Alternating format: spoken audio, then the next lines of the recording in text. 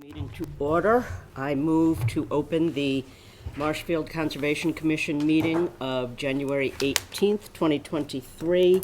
May I have a second? Second. All in favor? Aye. Okay. As per usual now, we will be in hybrid format. In the event of a technological glitch, this meeting will continue here in the Select Board room, and it can be accessed afterwards on television. I want to start by pointing out that there is a new, relatively new permitting process. Anyone coming in to conservation, needing a conservation permit, needs first to go online and fill out the floodplain permit that you will find on the Building Commission website. This is going to act as a clearinghouse for permitting. It's going to be better for the applicants, it's going to be better for the boards, and it will help us track everything concurrently. So no conservation permitting applications will be accepted unless you have already filed the floodplain permit.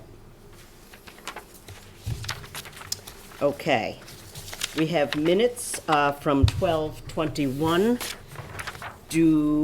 Does anyone have edits or additions? Nope, you didn't get anything? Just as written. Then I move to admit the minutes from the 12/21/22 as written. May I have a second? Second. All in favor? Aye. Aye. And minutes from 11/4/2022. Any comments, edits? I move to accept the minutes from 11/4/2000. I don't believe that those were distributed yet. Yeah, that was that meeting. That was the meeting with CZM CZM. meeting. Yeah, so they're not out. We don't have them yet. We don't have them yet. Not yet. Okay, thank you. Just the 12/21s. The 12/21s, okay. Okay, we have no de minimis activity roll. Business item B2, 773 Summer Street. This is a proposed deck, de minimis activity versus a request for amended orders of conditions. And this is the plan. Yes, this would be a 6-foot by 20-foot open deck on diamond pier footings. These circles mark the location of the proposed diamond pier footings. It would also serve as an egress for the home.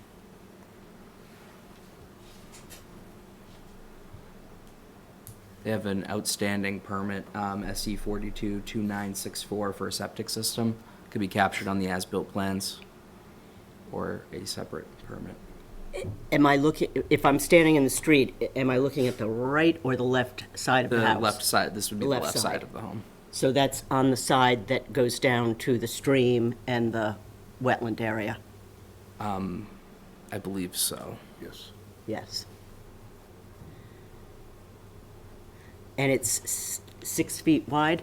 Yes, 6 feet off the home and then 20 feet long.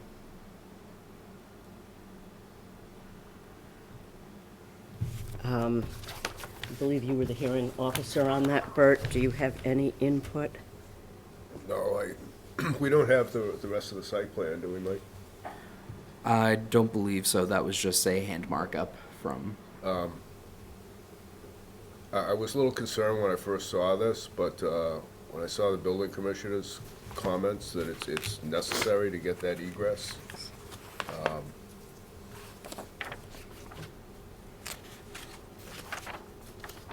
I think, knowing the site, I think it's probably permissible. This was, I think there was a patio in that area.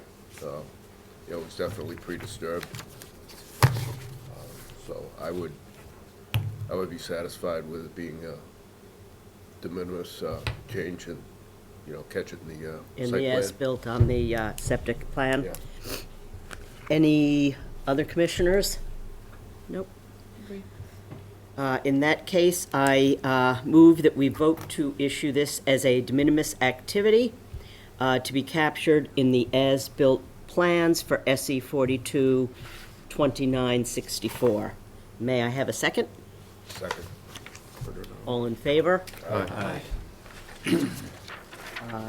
Next up is 225 Bay Avenue, a retaining wall. Once again, de minimis versus request for amended order of conditions.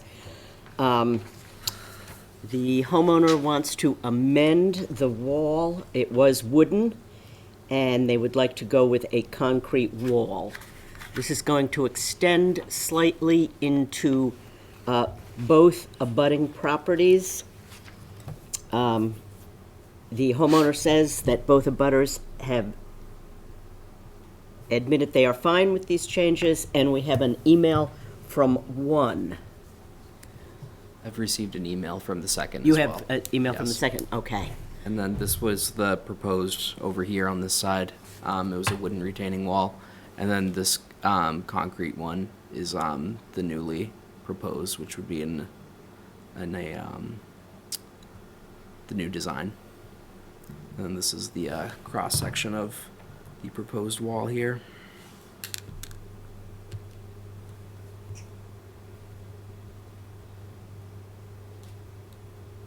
I don't know, what's going from wood to concrete? That seems like a significant shift.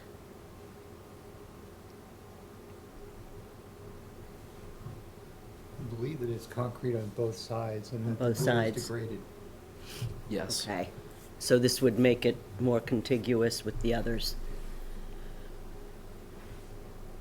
That's also why the adjacent property owners were okay with it. They were okay was with that it would just kind of be replacing the length of that retaining wall instead of just making one section of it wooden and leaving the other two sections be. And they have access to get in there and pour concrete and, They have not given a site access plan for that. It's actually right off the road. it is, it's right, yeah. Any commissioner? So you think a de minimis would, I think so, that this one had a lot of scrutiny by the neighbors. okay. If they're okay If they're with it, okay I with think- it. I think we're okay with it. Okay. In that event, I vote that we issue a de minimis activity and require the retaining wall to be captured in the as-built plans for SE 422666. May I have a second? Second. All in favor? Aye. Aye. Okay. So one, David Good recused.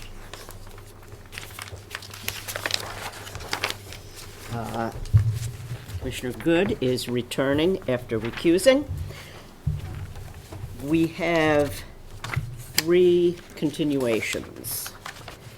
The first being 274 Foster Ave, SE 422958. They have requested a continuation to the March 3rd meeting. I move that we vote to continue to March 3rd. May I have a second? Second. All in favor? Aye. 040 Street, SE 423020. I move that we vote to continue this to the February 1st meeting. May I have a second? Second? All in favor? Aye. Aye. And 1184 Ferry Street, SE 422987. I move that we vote to continue this to, do we have a date on that, Mike? Or are we just, I believe that one was February 1st. February 1st? I move that we vote to continue SE 422987 to February 1st. May I have a second? Second. Second. All in favor? Aye. Aye. Okay, our first public hearing is 70 Carolyn Circle. This is a shed, and Commissioner Dodge is up on this one. Just confirm we read the legal ad, right? Confirm that. Yes, we have. Yes. you Perfect. have that last week. All right, all the taxes and everything are obviously up to date. This is a continued hearing. Yep. All right, so I guess they had a few questions on the last meeting. And one of them was the size of the shed. And I don't know if the owner's here and wants to speak on his behalf, or I can clearly speak on what I know. Is there? Yep. I don't see any Okay. comments. or anything. So, he does currently have a building permit for an accessory building. Through Andrew, we have some comments here. It appears to be a 16 by 16, 224 square foot shed. They're gonna use sonotubes with 4 1/4 diameter, 12-inch minimum depth level, and that's just to keep it off the ground. It appears, I went over it with Mike as well on the map, it appears to meet all of the setbacks. So I guess at this time, we'll open it up for discussion for the board. I'm good? That's all we were looking for. Yep, we just wanted to know how big it was. All right, so with that being said, I'd like to make a motion for a positive determination 5 with a -2 special conditions. And I guess we go with a roll call on that? -3 would allow you to add in special conditions. Okay. on that. That's fine. With a -3. Just a suggestion.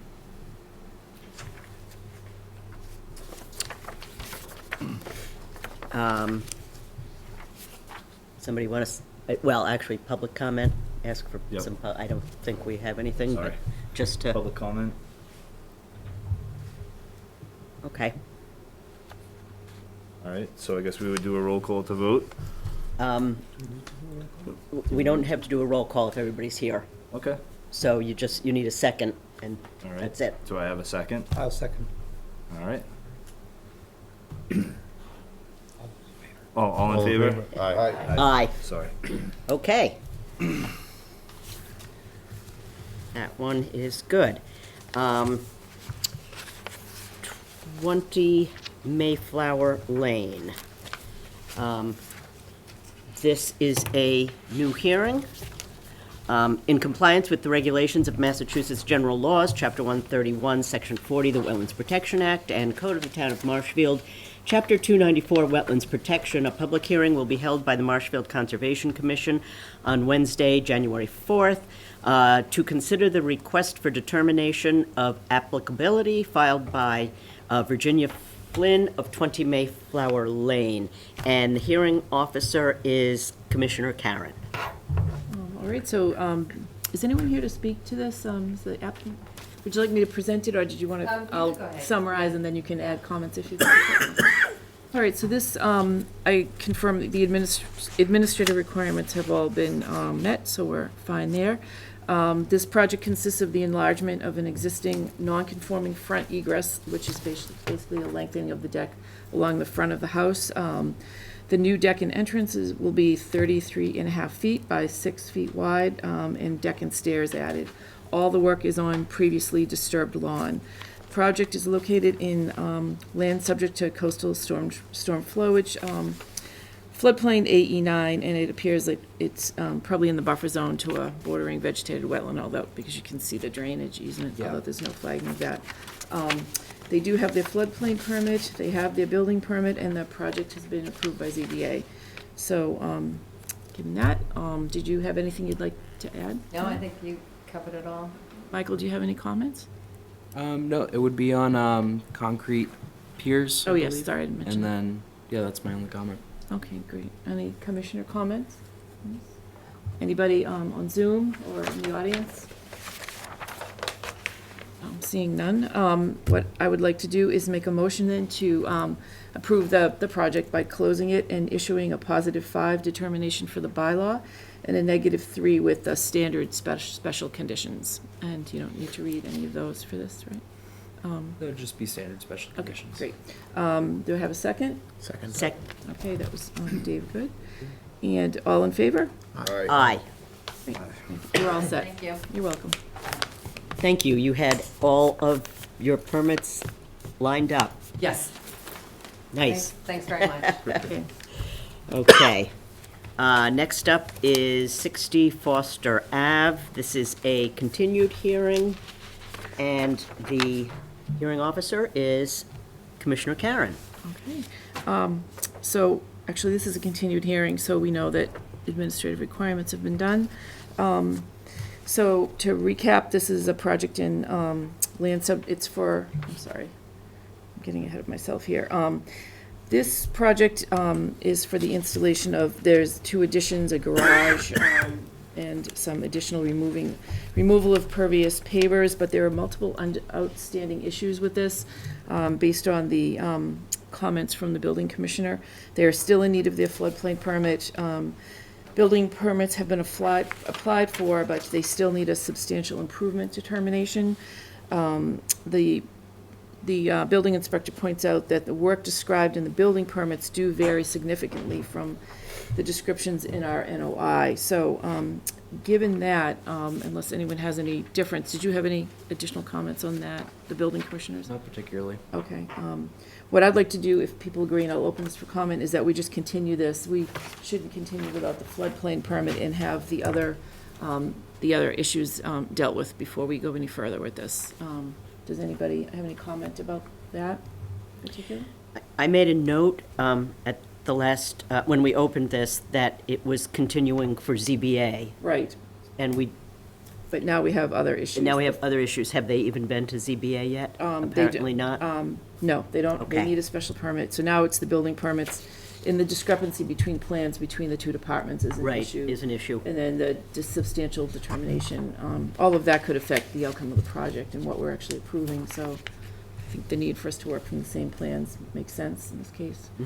Susan, I have a question. Yes. Are Bigfoot footings acceptable in this application?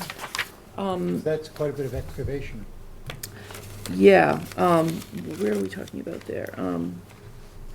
Well, I don't know, that will be determined by the building commissioner. So I don't know what they're looking at, but, the Bigfoot is for the addition, the covered, the farmer's porch.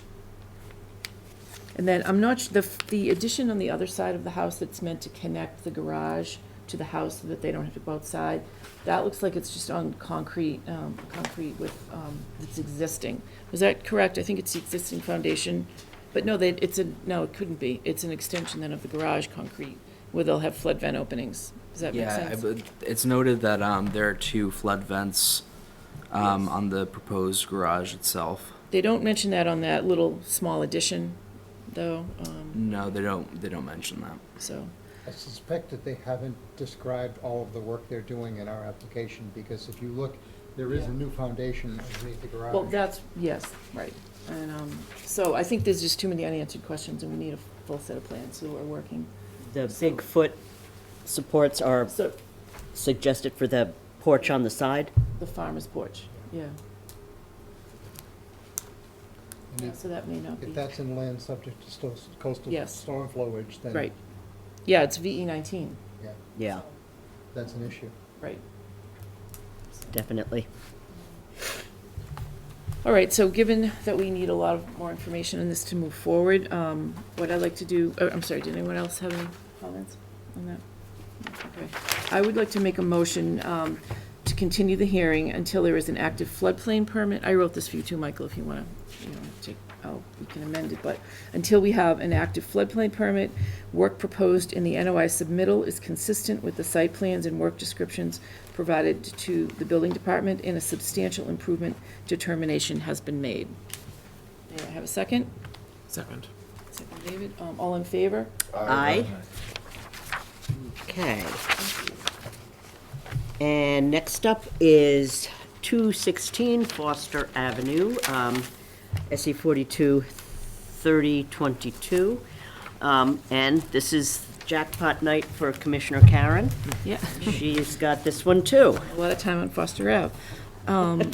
So, let's see, so this is, continuing here. Is Rick here with this? It's on. Yes, I'm on. Oh, Rick, oh, I didn't see that. Hi, Rick, thank you.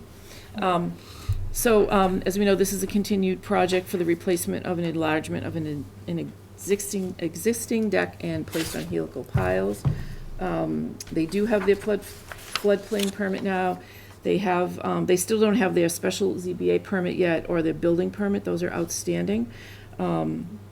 So the based on some comments from the building inspector, he recommends that the porch be elevated. It has to be a minimum of 2 feet because of the VE zone.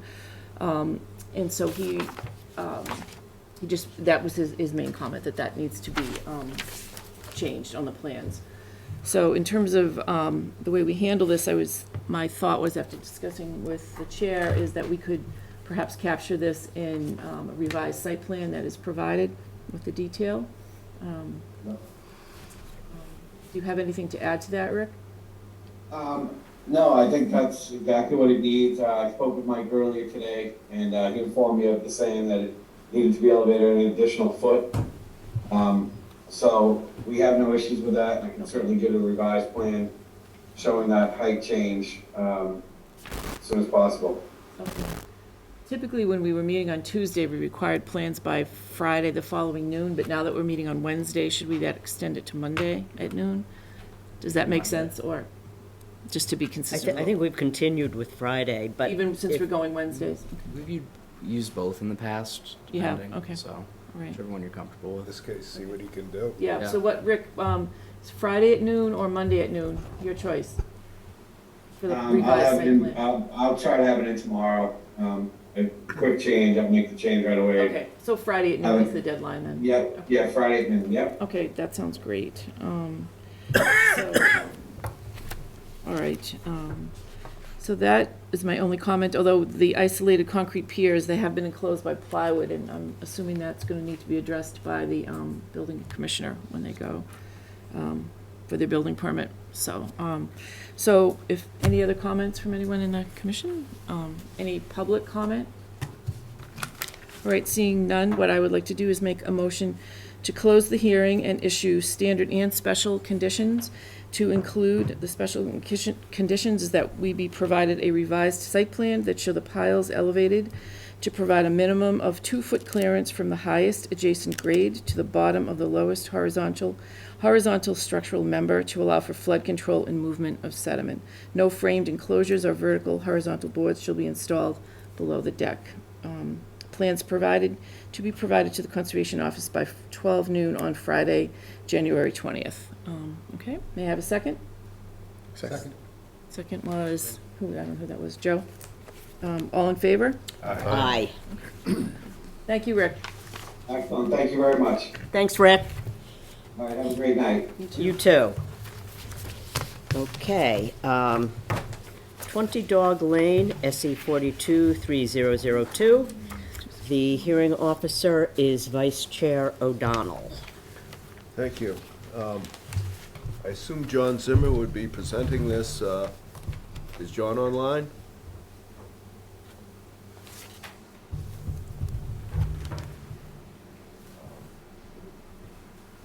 We haven't heard anything from them, have we, I'm Mike? just gonna check my email right now.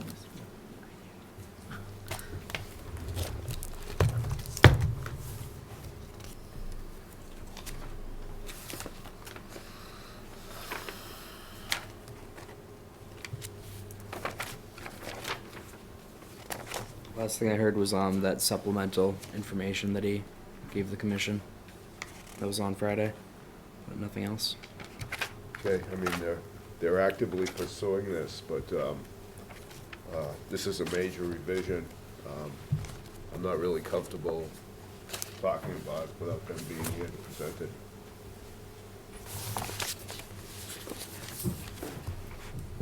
I say we continue if John comes in. If he before- comes in, before we the can end of pick it our up hearing, later. We can come back to it. So, make a motion to continue, and we can reopen if something happens. Yeah? Is that motion to continue to February 1st? I got a second? Second. Second is Joe, all in favor? Aye. Okay.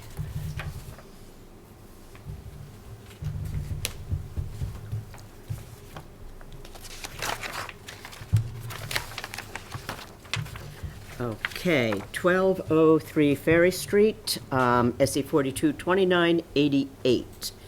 And this is Vice Chair O'Donnell also. Okay, thank you.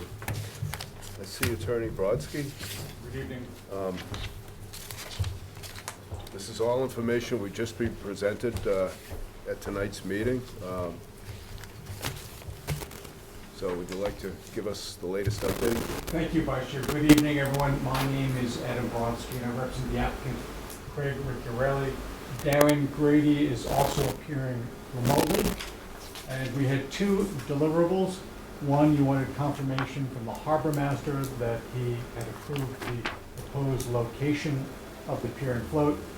And second, you wanted confirmation of the shellfish figure.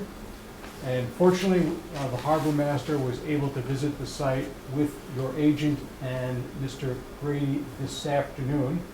And I know the harbor master has sent an email reflecting those findings. I can read it into the record if you would like, or I can summarize it for you, whatever your preference is. The good news is that they found a location for the float such that there'll be 3 feet of clear water, and he's recommended that we essentially shorten the pier, remove the float 10 feet westward. So the pier length will be reduced by 10 feet. By doing that, it resolves a potential conflict with the closest mooring, and the harbor master has approved that location. The harbor master has suggested that there may not be the need, what he calls shoes. I think he might be referring to the float stops that we proposed. From our perspective, we would still like approval of the float stops, because once you actually put that in the water, we'll be able to confirm these, and we'd like the ability to use float stops just to ensure they would have sufficient water under the float. And the harbor master confirmed the shellfish fee. We were fortunate, Paul Seberg in Darren's office was able to revise the plan to show the shortened pier. And so I'm pulling up that email as we speak. Excuse me.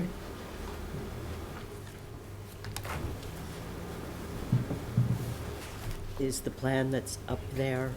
Yes, this is the revised The one from revised. this afternoon. Thank you. And so the pier length has been reduced from 127 feet to 117 feet. And based upon the new square footage within the tidal area, the required shellfish mitigation is now $2,056.70. So, and I should note that Paul has also applied for a floodplain permit because you had asked whether we had filed that with the building department, so that has been filed. So we hope that we've satisfied the commission in all respects, addressed your concerns, and the commission is in a position this evening to close the public hearing and issue an order of conditions. And as I suggested, we would like the ability to put the float stops in if we need them, and so we are continuing to request that variance. Obviously, if there's no need to use the float stops, it's one less expense for the client, but we'd like that flexibility, please. And Darren's available to answer any questions. Thank you. So, Mike, you were on the site visit this afternoon. Can you Yep. give us a report on that? Yeah, I went out there with Harbor Master DeMayo. We took measurements at all 4 corners.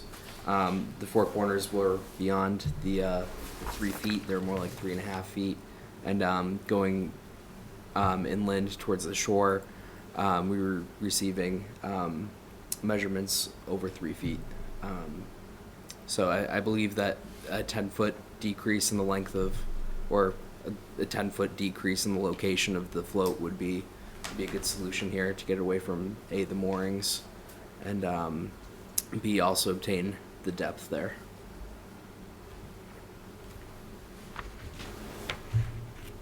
Okay, thank you. So I think last meeting, we requested this additional information. We were inclined to approve. I think to have this shortened is a good thing. There were no public comments at that time, but we did receive, you received an email, was it, from a resident in the neighborhood? Yes. That was concerned about this, felt it was too long and could be interfering with the other moorings. Yes. I would say the fact we have a report from the harbor master that he's satisfied with the location. He's our subject matter expert as far as the locations.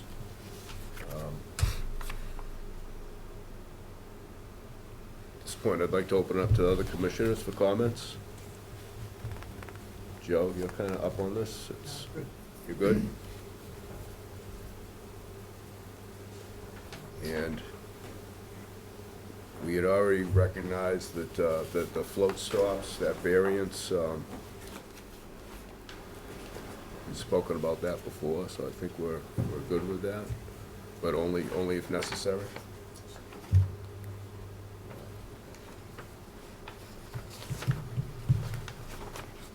In that case, I'd like to, are there any special conditions we need, Mike? The standard dock special conditions would apply to this one. Okay. In case, I'd like to close the hearing and make a motion. Is anybody out there? Oh, I'm sorry, public comments, is think there so. anybody here that would like to speak on this?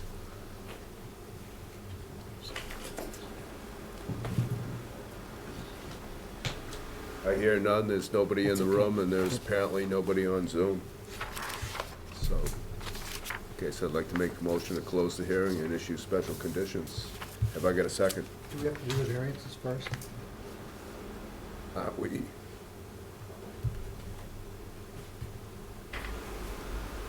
Do we vote on the variances separately, or is it part of the variances have been submitted?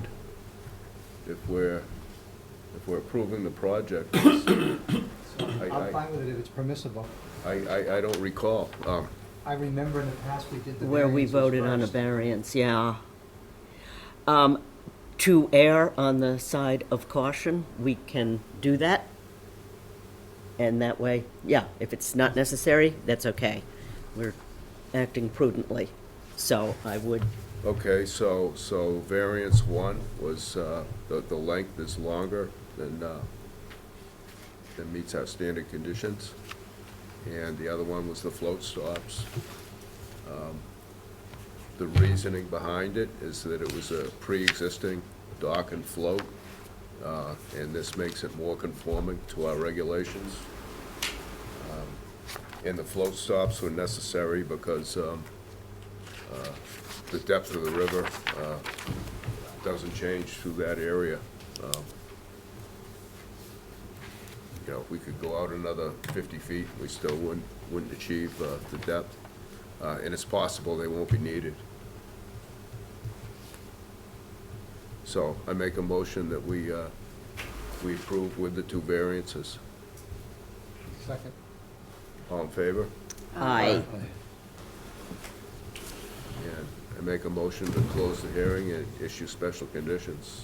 We got a second? Second. Second, Joe. All in favor? Aye.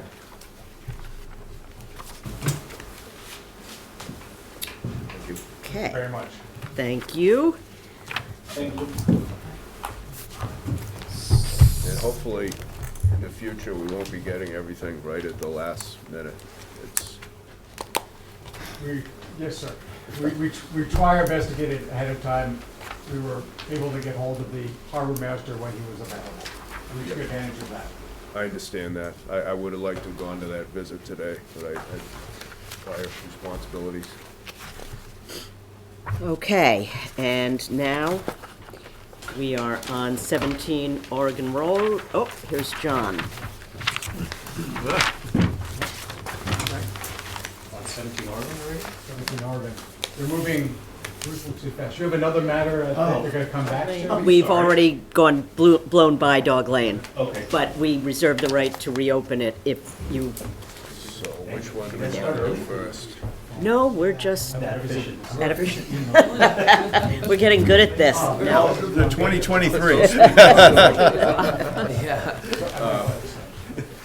Why don't we do 17 Oregon Road if it works for you? David could recuse Okay, himself. yeah, we'll do Oregon Road and then we'll go back to Dog Lane. Okay. So, SE 422990, 17 Oregon Road.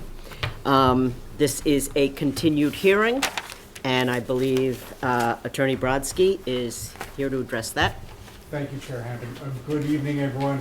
Again, my name is Adam Brodsky. I'm a local environmental and land use lawyer, and I've been brought into this matter to attempt to bring it to a successful close. I represent the applicant, Frank Powell, and you know John Zimmer, our wetland scientist.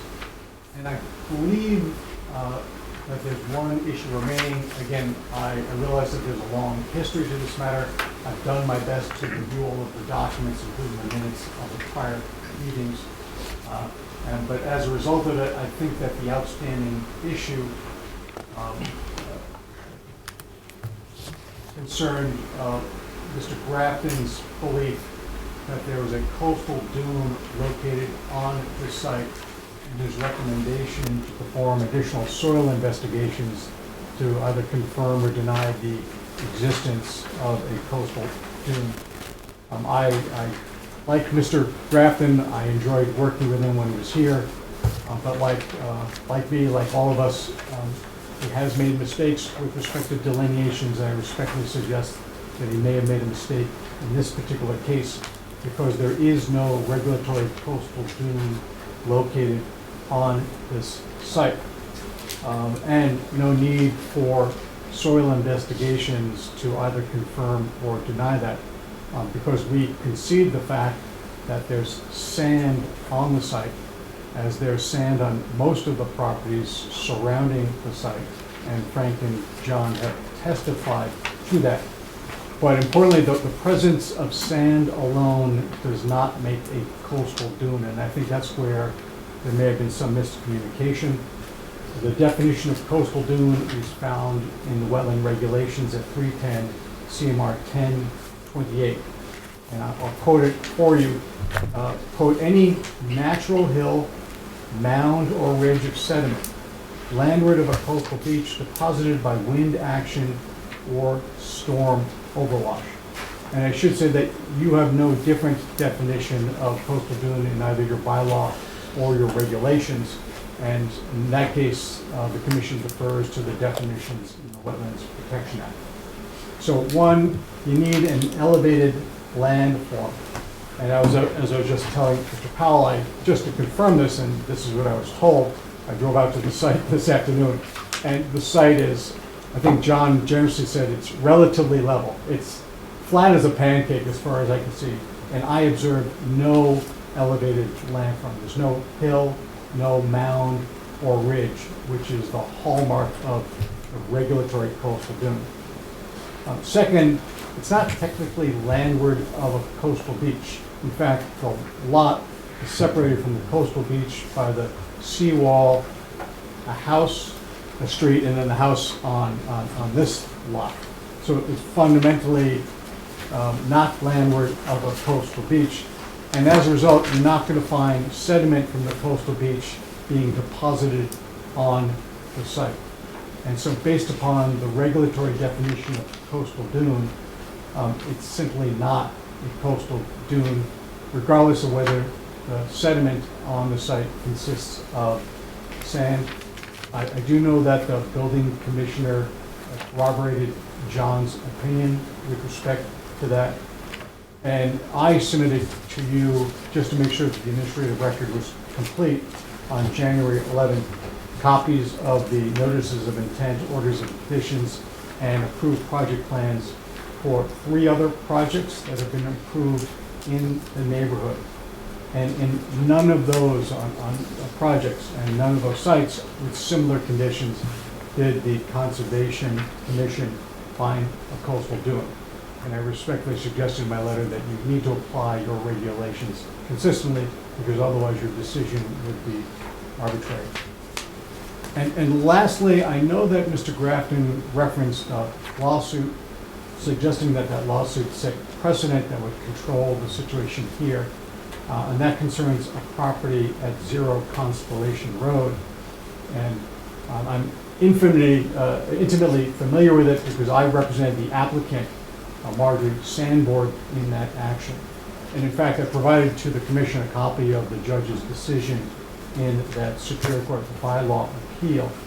And that case is fundamentally different than what's before you this evening.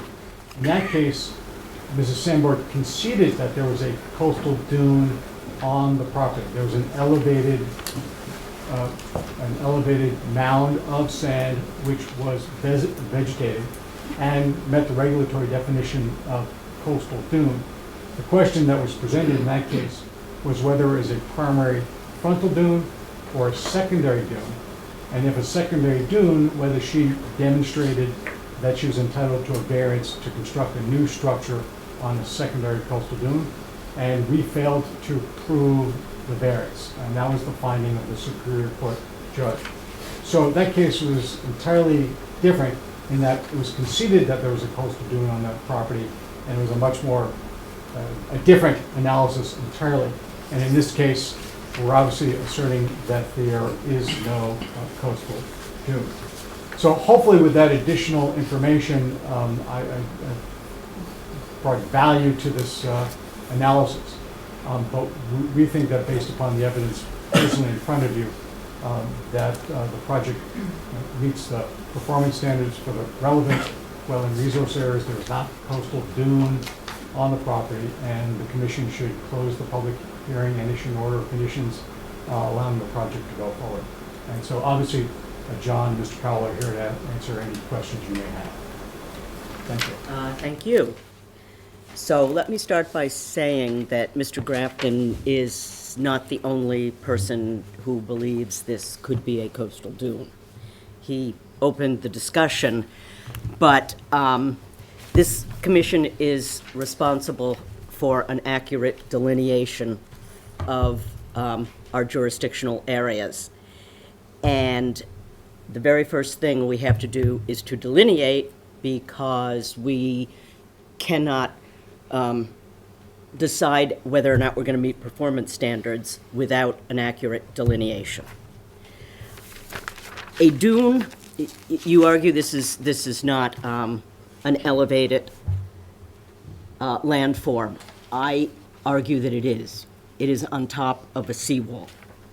It is an altered elevated landform, and because it is so altered, the only accurate way to delineate that landform is to get subsurface sediment. With respect to nearby projects, the scale and the impact of those was far less than the potential scale and impact of this project, which is what I think got the commission's attention when we started talking about this. If a site is behind a seawall, revetment, bulkhead, or other coastal engineering structure, it is still a coastal dune. A coastal dune can be flat as a pancake.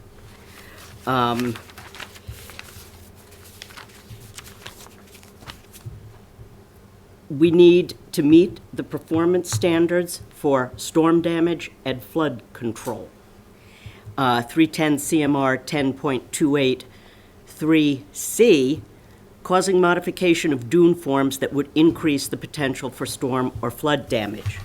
We have a responsibility to make sure that anything that takes place here is not going to impact either public safety or the structural integrity of Mr. Powell's building. And I think that we do not have, when SE 42852 was filed here in 1992, it was listed as a dune. It is hooks in soil, which is characteristic of dune. And the soil mapping data indicates presence of dune soils here. And the DEP wetland mapping is not site-specific. That's derived from aerial flyovers, and it's rough, but it's not accurate per site. So I think we do not have enough documentation to make this call. Chair, could I respond, and then perhaps I can invite Mr. Zimmer? In reading the minutes, I know that at one point Rebecca Haney from CZM spoke to the board. Her statements, I was reading the minutes, so probably incompletely reported. All I can say with respect to that is CZM has very clear policy goals it wishes to achieve, and in my experience, views all projects such that it promotes those goals. Obviously, CZM is not a regulatory body, and it does not surprise me that CZM may be advocating a particular position here. I'm not familiar with any case law that talks about dunes being flat or authority, and if there is some, please, if you could provide it to me, I'd like to be as educated as I can to understand the issue.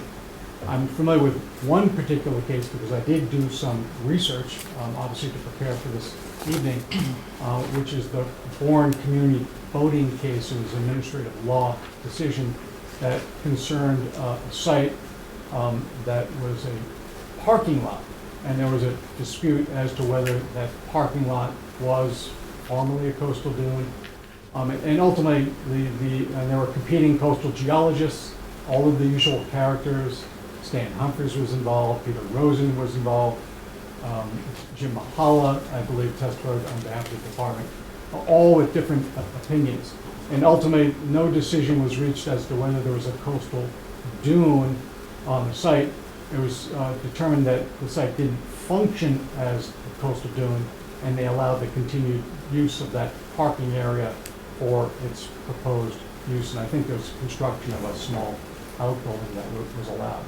So I would welcome any guidance as to where I could find authority that a coastal dune could be flat, because I've not seen that certainly in the case law that I've reviewed. And John, I don't know if you have anything to add. No, well, the only thing would be with respect to the function of the areas. You spoke of the ability of a coastal dune to provide storm damage prevention, flood control. When you have a flat situation like that, there's no coastal dune form that would serve as a buffer to wave action or floodwaters. So you're not getting that dissipation and breakup of the velocity of a coastal storm. So it's basically not functioning to provide those types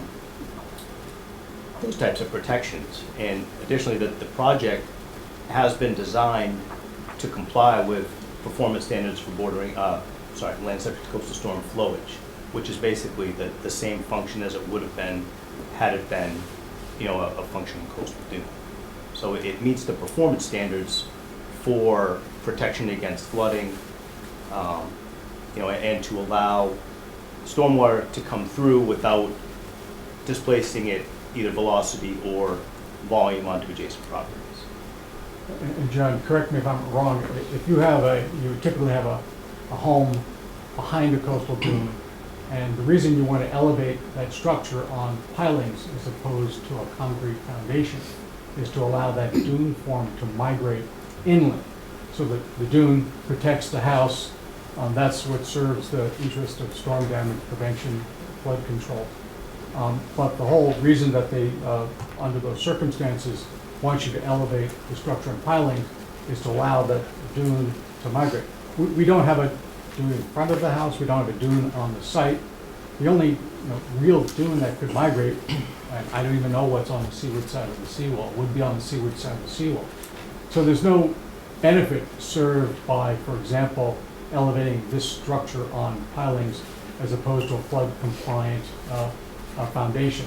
And as John has mentioned, it has the necessary flood vents to maintain hydrostatic pressure. It's designed to withstand flooding. But nothing we're going to do, even if we were to elevate the structure on pilings, it would achieve nothing because there's no dune to migrate beneath the structure. Do I have it right? Yes. And then with respect to delineation of the coastal dune, typically when you delineate a coastal dune, you're delineating a toe of the dune, it rises in its landform, comes back down, you delineate the backside of the dune. This area is so flat that there's really nothing you could delineate at the base of the seawall, and then you could delineate, basically at the end of Surf Ave. I mean, there's really no elevated landform to actually delineate. So I don't know that is really going to get us very much here. Well, I do know that when you are using the wetland mapping and mass mapper and such, if you put on the metadata layers for this area, it specifically says, do not use for delineation because it is questionable. And we're not relying upon any of that mapping. In fact, we're not relying upon the soil maps for the very same reason. The soil maps are very general. They can't be relied upon for any delineations. So while the soil map in this instance suggests that there may be dune, again, you have to look at the site specifics, and that's what we've done. We've hired John, who's very experienced to do this, to delineate coastal dune, which does not exist. So we're not relying upon any of the mapping tools because we know that we need to be site specific, including the NRC soil maps. And that's why I think we just need to have some soil samples. And I just want to, forgive me for interrupting. No, go ahead. Mr. Powell is dug on the site. There's just sand on the site.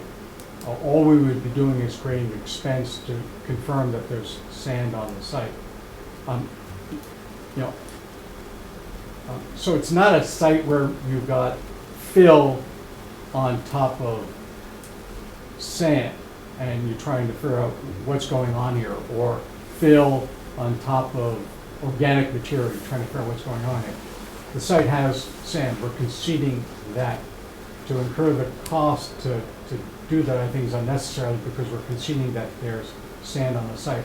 But as I've suggested, that's not the definition of a coastal dune.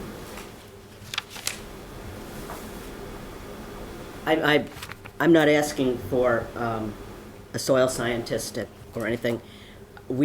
I would be satisfied if John went and pulled some augers. Because I don't think we have sufficient documentation. Although it almost sounds like you're acknowledging right now that it's sand, you know what I mean? If I may put some input here, I live in that neighborhood. There's 2 houses that just went up in the last 2 years. There's one that's being built now. I saw them tear down both these houses, dig out the old foundation, and there's nothing but sand. We're agreeing to that. I'm only asking to be treated fairly. And I think John and Adam have presented, the definition of a coastal zone. The second question, if it is sand, what does that mean to me? If the sediment said it was sand, that's what I would like to know. If the sediments show that it is a coastal dune, you would need to raise the structure. So why didn't my neighbors do the same? I do not know. I do know that nothing that precedes us is precedent setting. I don't know about how that came about. I just know that what we have in front of us right now, I feel the need to know whether to do everything we can to determine whether or not we have coastal dune here. And I think we might. You think we don't? The burden of All I can proof- tell you is what my experts tell you and what the regulations require. The regulations don't say if there's sand, it's a coastal dune. Well, It's we're not very talking, specific. It's a natural mound. It's a naturally created. we're because- talking about hooks and soils. We're not just talking about sand. We're talking about a soil profile. Soil and maps are unreliable. I mean, they're general tools to give you a sense of what you would expect to find. What is the geographic area that they use to create the soil maps? It's pretty extensive. Yeah. I should know this. I cross-examined Peter Fletcher on a trial on soils. and Well, this is too long ago for precisely- me to remember. And this is precisely why I'd like to see sampling. Just to back up for a minute, I think,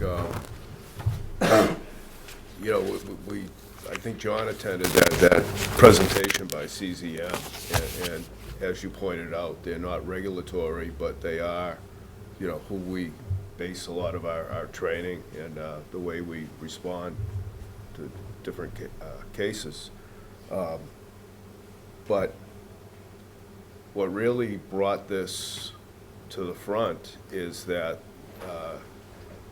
the NOI from '92, you know, when the house was, there was additions, or I forget what it was, modifications to the house. And at the time, the DEP wanted the house on pilings. But the Conservation Commission determined that because it was less than 10% expansion, they didn't require that. They allowed it to use the existing foundation. So at that time, they said it was coastal dune. And I'm not so sure elevation is the consideration here. I think it's the type of foundation, isn't it? You know, Yeah, yes, it driven is, piles or yes. helical piles, as opposed to a contiguous concrete foundation, which granted, you are offering flood vents, which for damage control, that's good, but for pervious, to help the neighborhood, you're better off with a type of foundation where everything can migrate. Am I headed in the right direction? Yes, you are. I can't speak to the 1992 order of conditions. I'm happy to look into that. It doesn't surprise me that some 30 years later, there may be a different opinion with respect to the delineation of any resource area. Again, I'm not an engineer, I'm not a wetland scientist, but my understanding in a coastal floodplain, you're not really concerned with the diversion of waters onto other properties, because when it floods the entire coastal flood zone.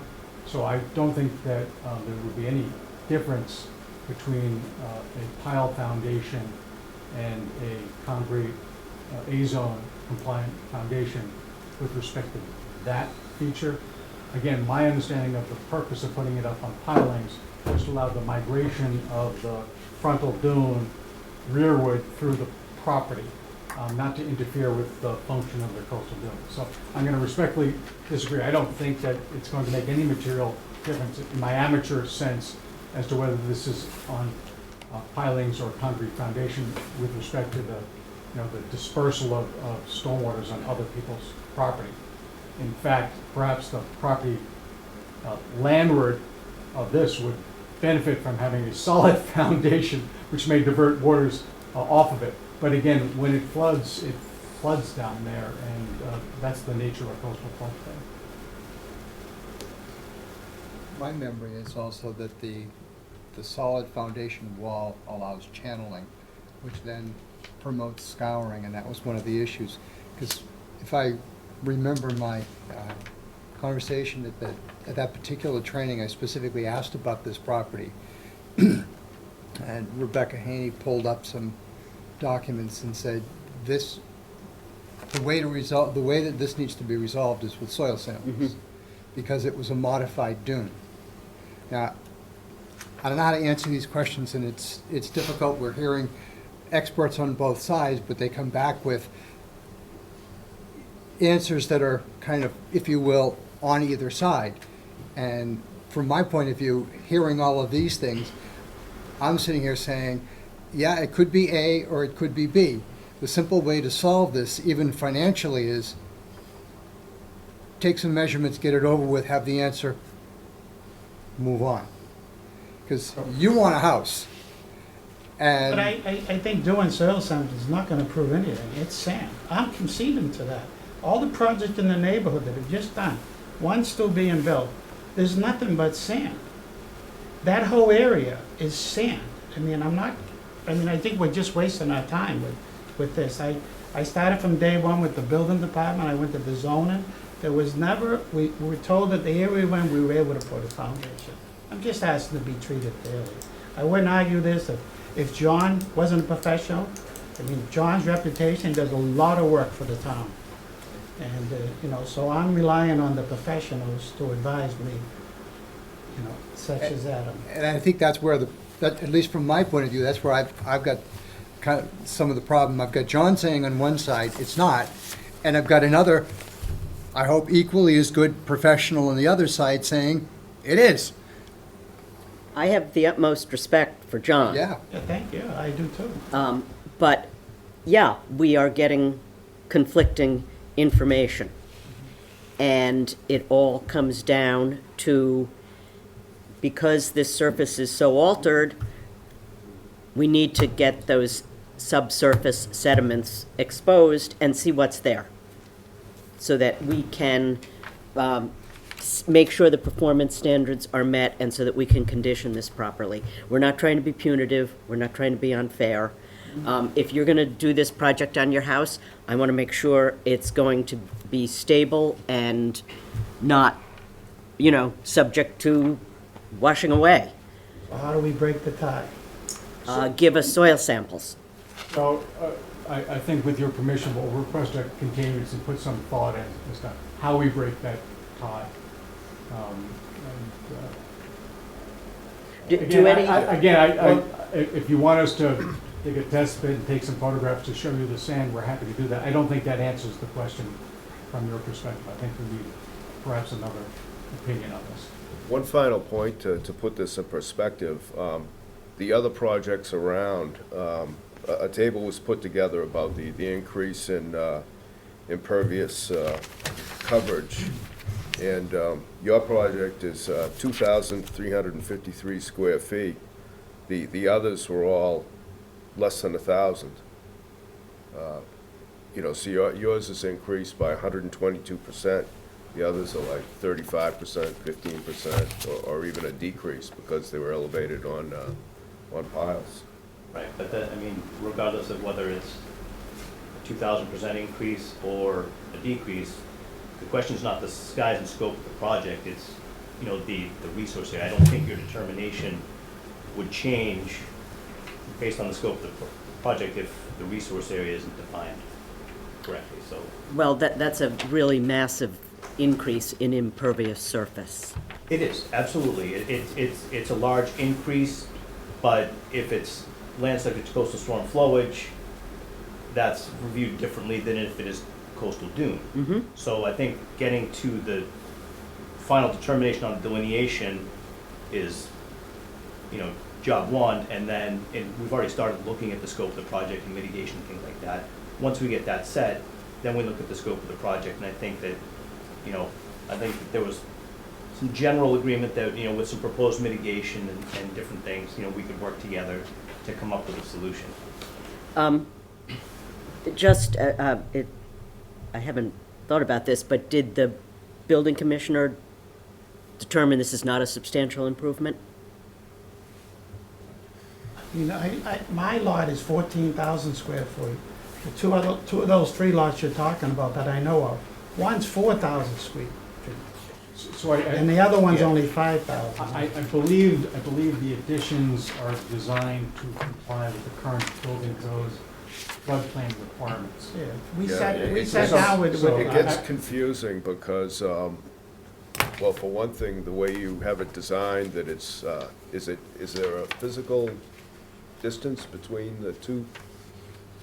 Somehow, I the think it building was commission's designed so comments. it didn't have the connectivity to be Right, considered a it's a substantial lateral improvement. expansion, which for, again, building and us, we have different goals. And on our plans, I didn't see a separation. I think there's a breezeway. A breezeway? Yeah, there's a breezeway between the existing house. Okay. And the other house, when you would walk into it, it'd be a garage down below. And, we consulted with the building inspector from day one. We asked him, in his opinion, what we could do in this area, what we couldn't do. So I guess the answer to that, we could ask Andrew, but I think the answer is we do conform. Yeah, no, I know you have worked with Andrew, Yeah. but I just have never seen that referenced. And with a project of this scale, significance triggers all kinds of things, so. Right, but to your point. If I may, this is Dick Rockwood. Hello, If I Mr. may. Rockwood. Yep, go Hi, how ahead. you doing? Sorry, I'm a little under the weather, so I couldn't join in tonight for everybody's benefit. Andrew and I had gone through all the black and white in the building code. It can all be highlighted and given to you, exactly why this meets all the definitions of the building code under all the FEMA regulations. So there's no doubt in my mind. and it's been stamped by my structural engineer. So it wasn't, I mean, it started right from the get-go when we started a year ago. We went through everything. So we can show you the documents that there's no, without question, we meet the performance standards with the building code Okay, thank you. for that part. So that can be turned in. Okay, thank you. Yes, so what's, And we've had hours of going through and making sure that we conform, right at the get-go and all the way through to this point. So, so to quote Andrew's comments, which we just got late this afternoon, the addition is not proposed to be structurally connected to the existing building, and the new addition will comply with all elevation requirements. But we didn't, you know, we just saw that this afternoon. I believe we had discussed all that in our former meetings without any question, but we can show you that in detail. No, I don't think How we we, arrived at that conclusion, so. I don't think we need the detail, I just need, you know, Okay. the conclusion, that's Yep. totally Okay. acceptable. Yep. Do any other commissioners have comments? Do you have any comments, Mike? Any comments? Is there anyone else in the audience on Zoom who would like to comment?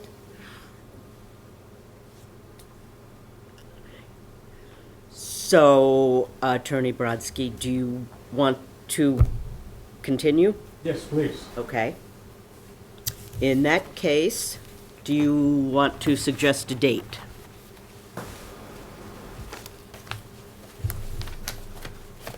When is your next meeting, please? We, First, right? February 1st. February 1. February 1st, yeah. We are February 1, and then we are February 15th.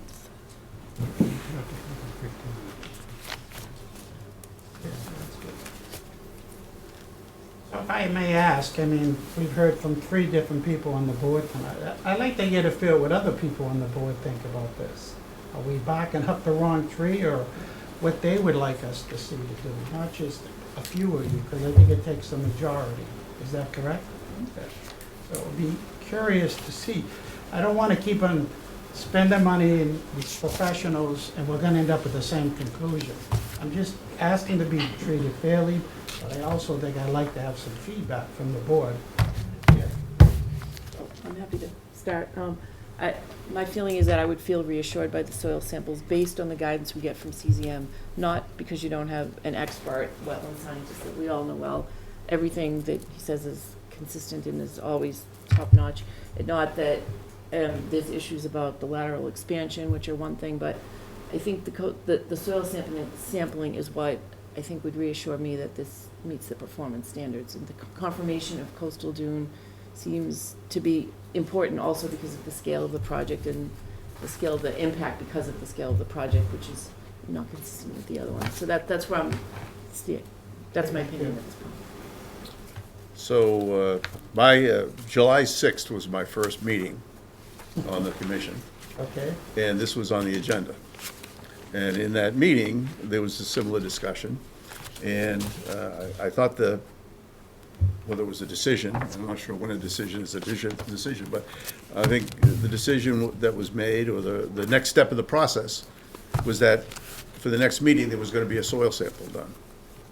And there was a conversation about what is a soil sample, what does it take? You could do a soil sample. It wasn't that, you know, and again, this is my memory, that big of a deal.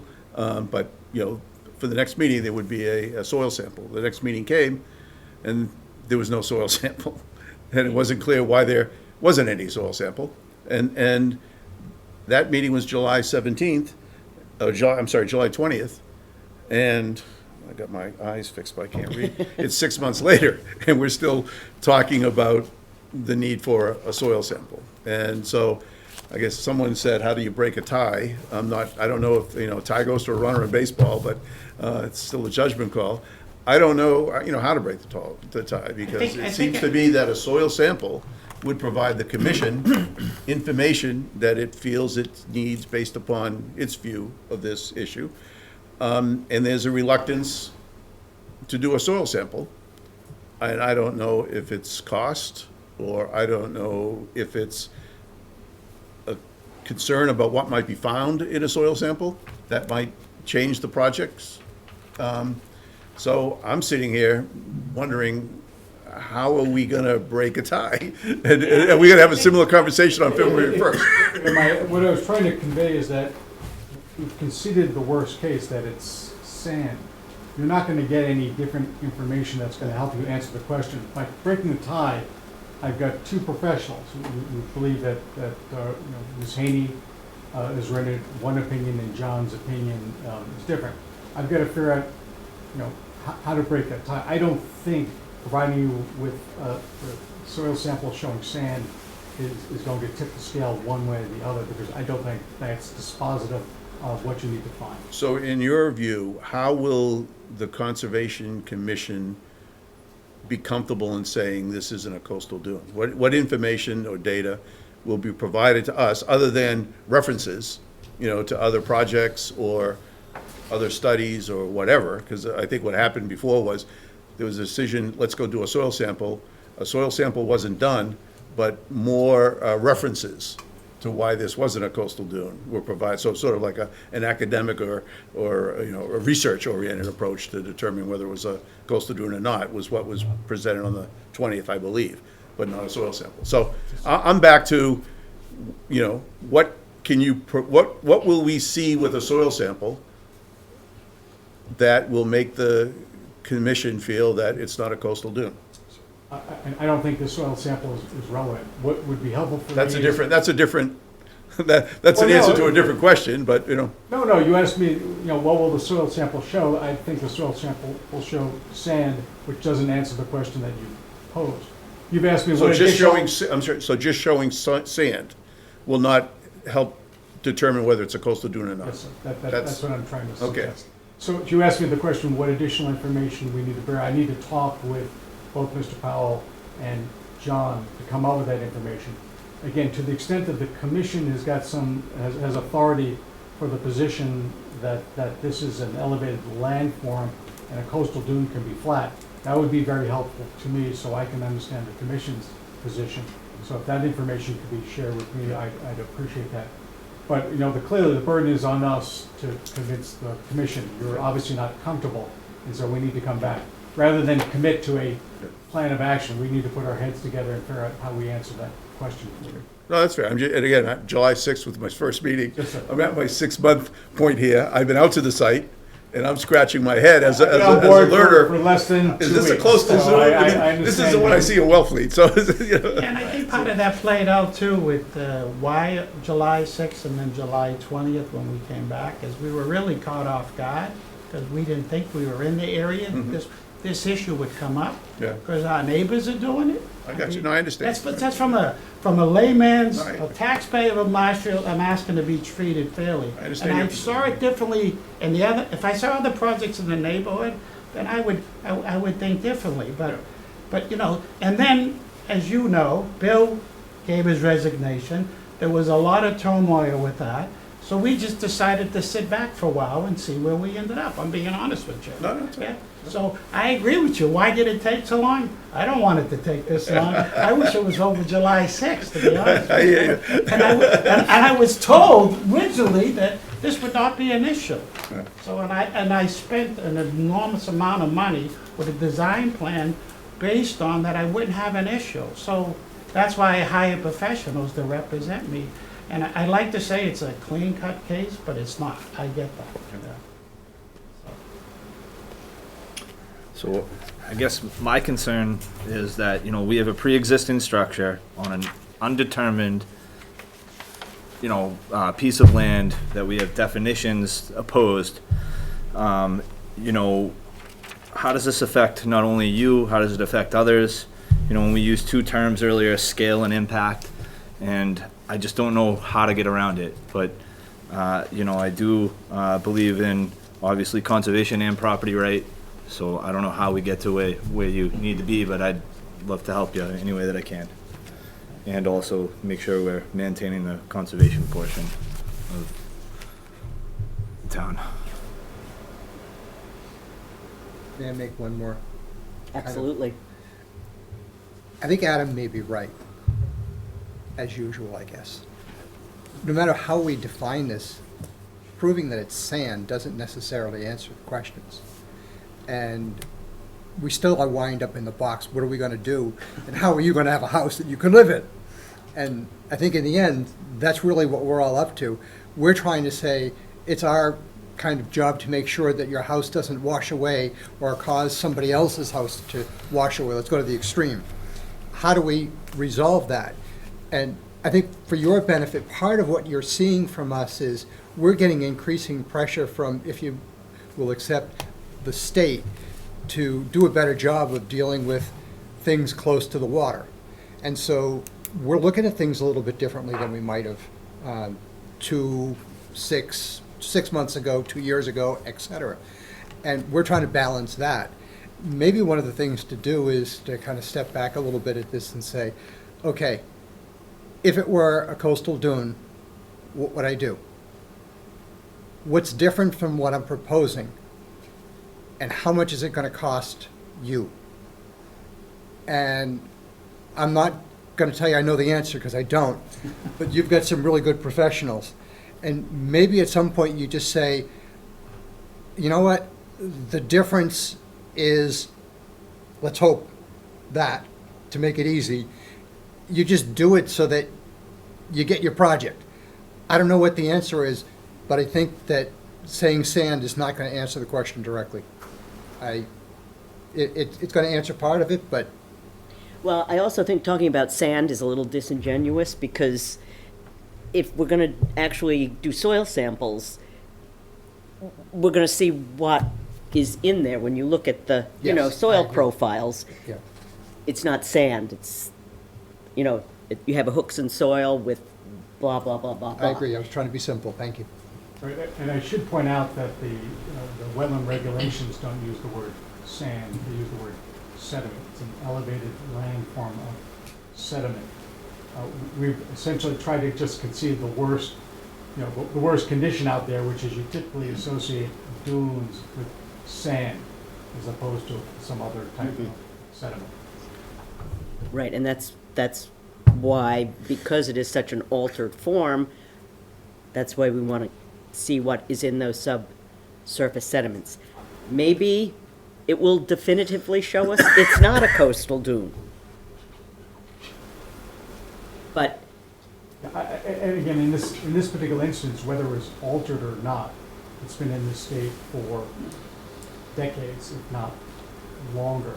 And that's where I think, for example, that foreign community voting case is helpful because the presiding officer threw up his or her hand and said, it doesn't really matter whether it's dune, it doesn't really function as dune, I'm going to allow this activity to go forward.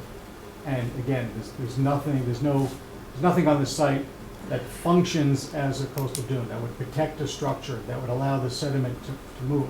So it's really almost irrelevant the nature of the foundation. The only other observation I would make is that you have a very dedicated and rigorous flood zone coordinator in this town. And if he suspected that we were trying to pull a fast one with the type of foundations, he would have certainly daylighted that issue. And I believe that the building commissioner and flood zone coordinator agrees that we have selected the appropriate foundation for these resource areas. Can I ask who has visited the site on the board?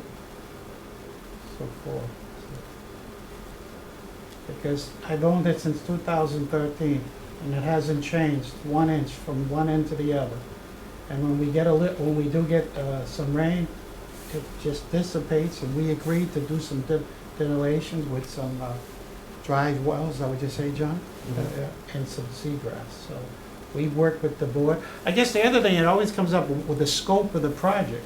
Is there a scope of the project that the board's comfortable with? I don't think we're on, well, the increase in the impervious surface, gets our attention. Yeah. Because that has impacts. But it's also a large lot, it's 14,000 square feet. Right, I don't think, I certainly am not looking to ask you to shrink the project. I just need to meet the commission's responsibility to have an accurate delineation so that, you know, and I don't know what the commission would decide, even if it is coastal dune. We may vote and say, yeah, it's not that functional, go ahead. I can't speak to that because there's 7 of us, but we need to, whatever we do, we need to be able to justify. And we need to uphold our responsibility to get it as right as we can. And there is a lot of scrutiny at the, you know, with all of the new floodplain regulations, the community rating system, a lot is hinged on these floodplain areas. So we're just trying to do our best for the town and for you. We don't want you to build something that's not going to survive a Category 4 hurricane.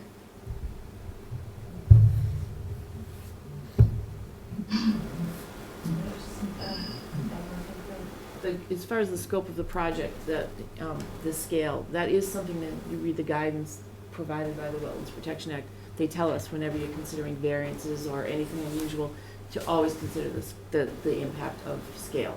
So that is not something that we're just making it up, saying he wants a big house. That's a factor that we're supposed to consider into decision making, and that probably was initially what's driving this, I think. So. Yeah. That's dependent upon the nature of the wetland resource, obviously.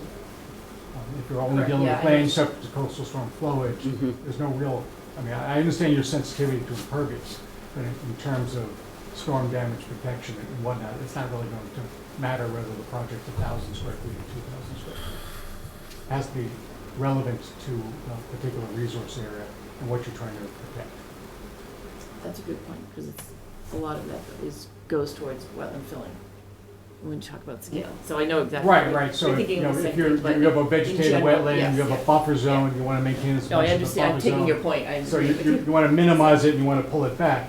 If we're in the floodplain, we're in the floodplain. So I was going to suggest that, so we don't do this 2 more times. Suggest a continuance to February 15th. We'll come in with the best case we can to try and give you some additional information. And hopefully we can reach a consensus then. Okay. Can I just ask a question? Because part of being new to all this is, and I apologize if I get this wrong, or. Nope, go So, ahead. the way I look at things in life, you know, is purpose is what's important. You know, purpose, process, people, and thinking. So, as I listen to this, going back to July 6th, a coastal dune, but more importantly, the attributes of a coastal dune. Because something could technically be a coastal dune, but it may not have the attributes. So a coastal dune is important because it serves a purpose or function, right? That's why you want to preserve coastal dunes. Correct. There's a purpose and a function to a coastal dune. Yes, sir. So the example I gave you is that the typical scenario is you have a coastal beach that leads to a coastal dune. And behind the coastal dune, you may have a structure such as a house. And by maintaining the form of the coastal dune, it's a barrier of stormwater to protect. Okay, that's the way I'm processing it, understanding it. However, is it possible that this land could be technically a coastal dune? But because it's flat, et cetera, et cetera, et cetera, it isn't serving the purpose or the function of what a coastal dune, as it's defined, is supposed to do. So you can overcome the presumption of significance. So, yeah. It may That is technically meet possible. the definition, but doesn't function, so therefore you don't treat it as if it's. So we're worried about coastal dunes because of the purpose, the function that it serves Yes, sir. for property, et cetera, et cetera, et cetera. But something could technically be a coastal dune, but be in such a shape or a form that it cannot serve that purpose or function, which, again, is where my head is where we are right here. We'd like you to join our team. No, I mean, that's but- our but- argument, right? Well, no, I think our argument is it's not a coastal dune, so you don't even have to address the question of. Yeah, but it could be a coastal. There's no dune, it doesn't function. If it doesn't serve its purpose or function. So, you know, something could be a gun. I'll shut up. I shouldn't go any further. If it doesn't serve the purpose. Altered resource areas may have fewer functions, but they still must be protected by the performance standards. A project proposal should not make conditions worse. There should be no further loss to any existing beneficial functions that may be left. Make things worse, but it could maintain. And again, if the commission's, other than the 1992 order of conditions called out a coastal dune, is there any other evidence that there's been a coastal dune on this property? Well, again, going back to Photographs. the CZM presentation, which, as you pointed out, they're not regulatory, but they do give us that's where our training comes from. You know, they will tell you, anytime you have a barrier beach, which Oregon Road, if you go behind, if you go landward, there's all kinds of wetlands there. I think. But this is not mapped Barrier Beach. It's not mapped, but then we go back to, it doesn't have to be mapped if you prove that it is. Well, do you want us to prove that this is Where? not Barrier Beach? We want you to prove that it isn't coastal dune. So I would agree with you. Generally, you would find coastal dune in connection with Barrier Beach. But the way that we actually do identify Barrier Beach is through the maps. And I know, is there any other way that you're aware of that DT? But the mapping is not definitive. Well, is it your suggestion that this portion is a Barrier Beach? I think it's a coastal dune, but Different question. Because, and I'm not trying to be. Isn't a barrier beach is always a coastal dune from what CZM told us? yes. So, but this is not a barrier beach. So that's the point that I start from. Well, I think, I'm not a professional, I'm a volunteer. Well, if I may, from a professional design standpoint, you start with the information you're given. And this is not haphazardly done. I mean, I've watched these maps change over the years. I've been doing this for 25, 30 years, designing houses in the flood zones. I've done many a house down here. This is just an isolated situation where this whole thing has come up. Like the last 3 jobs that were done, nobody ever said, well, you could be in a coastal dune. We only have the maps that the state gives us to work with. And we stay right within those very strict guidelines. And that's why this all came up as, a different point of view, and we're gonna pick this lot and make an example. Because what I'm saying is, from this standpoint on, are you gonna have everybody that goes to do another job in this area come and go through the same performance, where they have to dig? I don't care if there's lawn. You can remove the lawn and dig underneath and prove whether or not it's a coastal dune. I just don't think you have the right to do that. If you want to go through and prove to the state that it's not a coastal dune, then it should be someone else's responsibility to do that, not Mr. Powell's. It is Because- our responsibility to do that as the Conservation Commission. To pick one isolated lot. We are not attempting to make an example of anyone here. We need to delineate this resource area.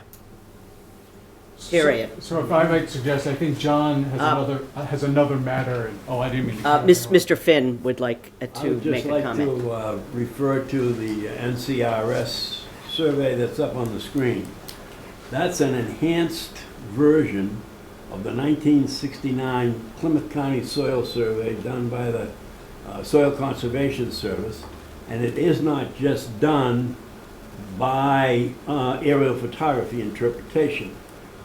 Those delineations that were done in '69 were done based on field sampling as well as aerial photographic interpretation. They were done by soil scientists, and it's not just aerial photographic interpretation. Since 1969, the National Soil Conservation Service, or now the Natural Resource Conservation Service, has decided that nationwide they had to enhance the data that was done in those county soil surveys back in '69 and the '60s. So what they've done is they've added information, soil profile, if you look at the 69 soil survey, it just says this area is a dune. This NCRS presentation that's up on the screen adds the soil hole profile to what that Hooksic soil is. It did not, in 69, it didn't identify it as a Hooksic soil survey, a soil series. It just said it was dune. Now they have added the fact that it is this type of soil series, and they have added to that profile. So this is further information and documentation of what they did when they did the field surveys in 69.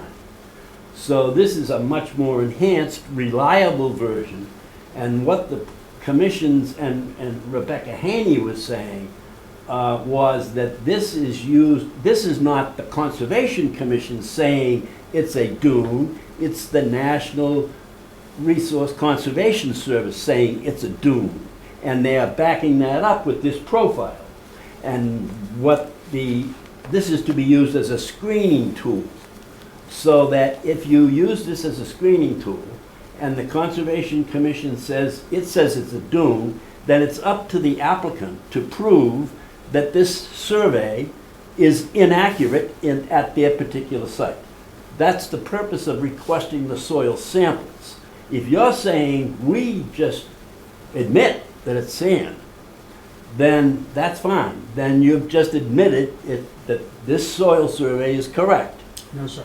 Well, okay, so you're, that's the you're far difference. more knowledgeable than me, but I do know that they don't sample each of the properties. There's a study area. I didn't say they did that. Several square miles, and they take a sample at some location within that several square mile, and to give you a general sense of the soils.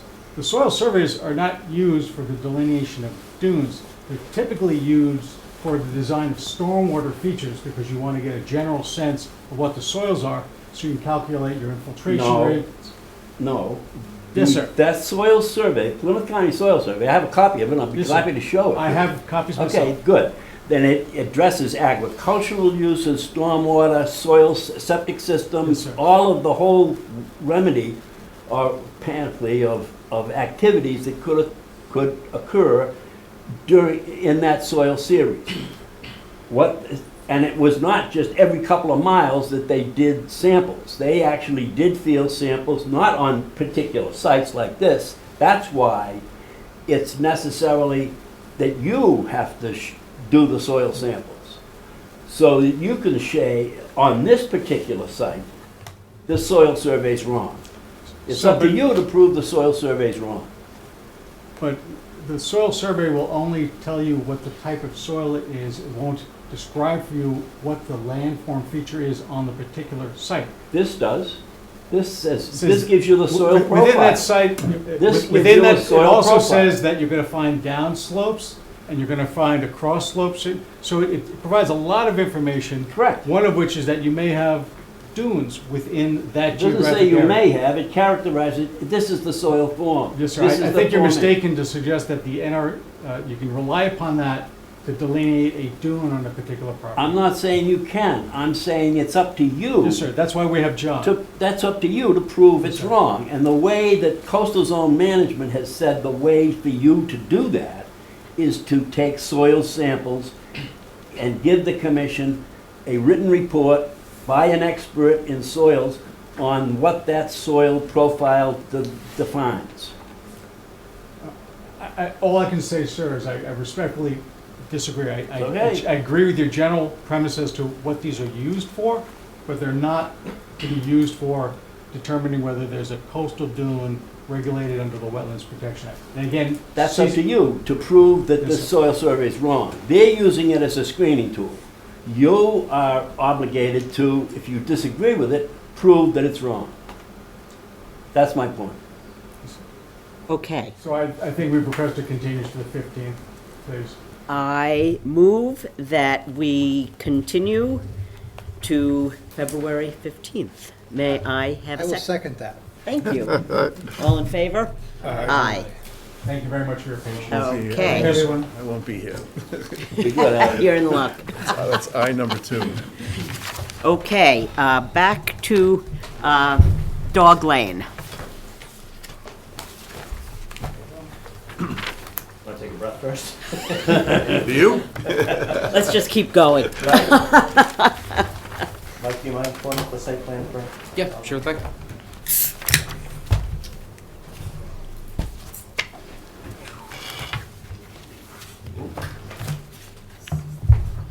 If you move past it. Good pass.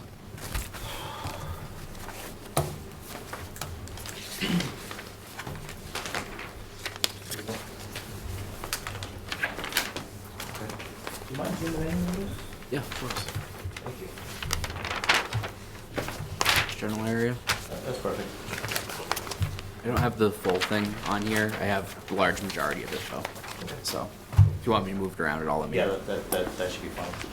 Okay, for the record, John Zimmer, South River Environmental, on behalf of UCI Realty. At the last hearing, the commission had requested some additional information, including the location of large caliper trees within the 100-foot buffer zone, as well as some additional information on erosion control site stabilization, which I'll walk through in a second. At the same time, the applicant had gone before ZBA requesting a variance to move the proposed residence forward within the site, which would require a variance from sidewalk setbacks.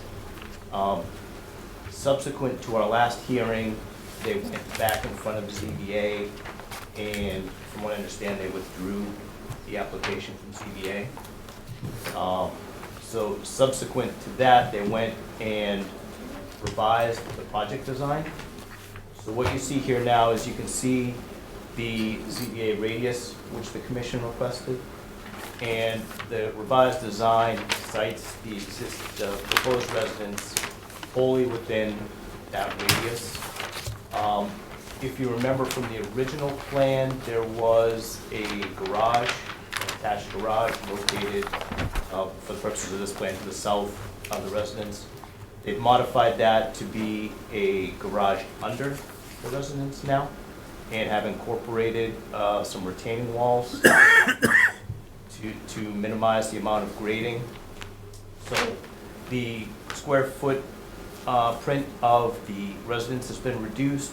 There's a small additional room off the back side now. All work is still located outside, all structures outside of the 75, all disturbance outside of the 50. As you can see on the site plan, there is now no grading proposed behind the residence.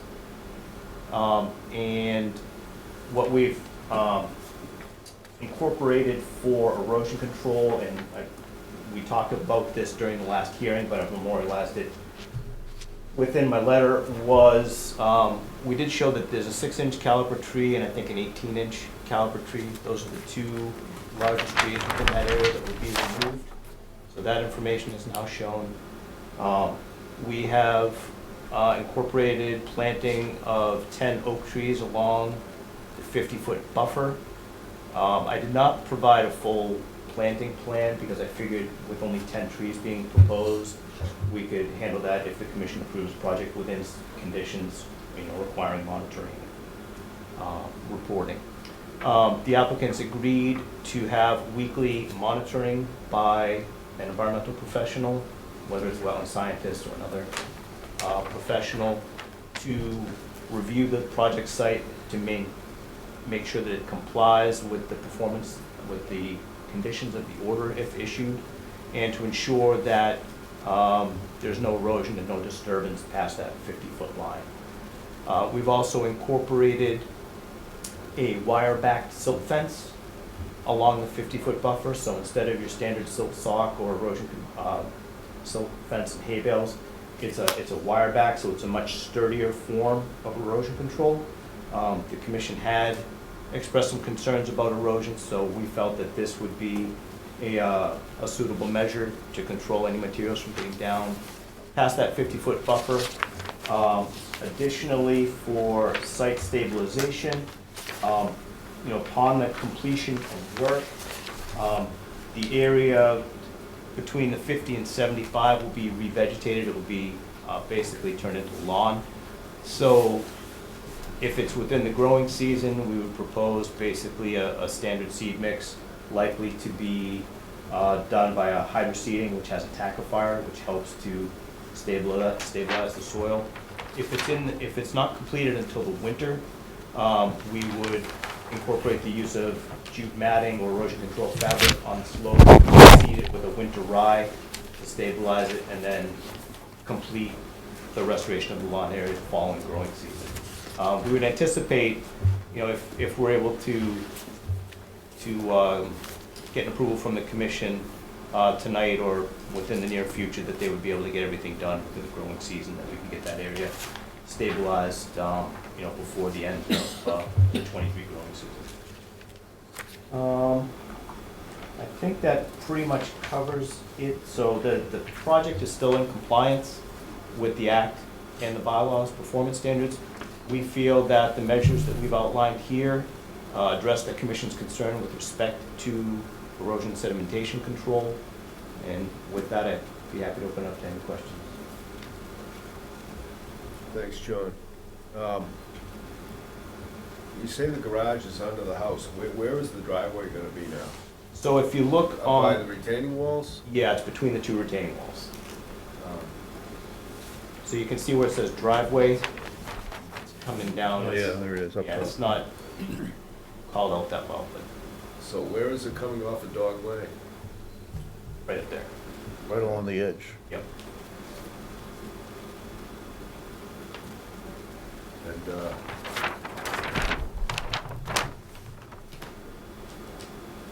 I'm trying to look at these contours. What's the height of the retaining walls gonna be? 80. The looks way like the it's contours are done is kind of four- unusual. It Looks can't like a really- 4 to 5 foot retaining wall.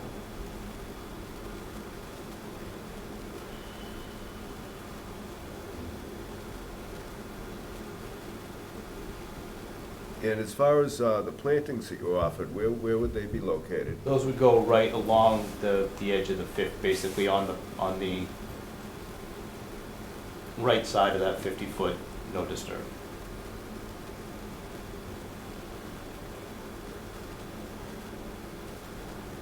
I'd like to open it up for comments from other commissioners.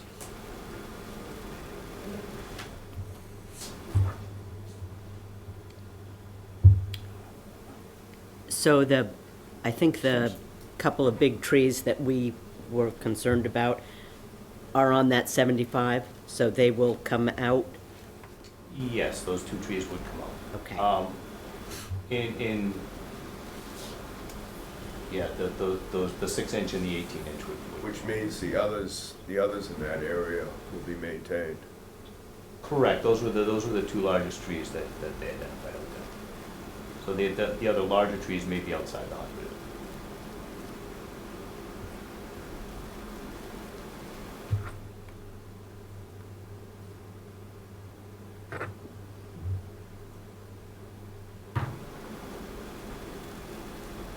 Forgive me if I missed it, John.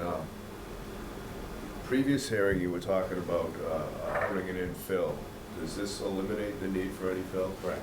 So there's no fill, just these retaining walls are just gonna redistribute.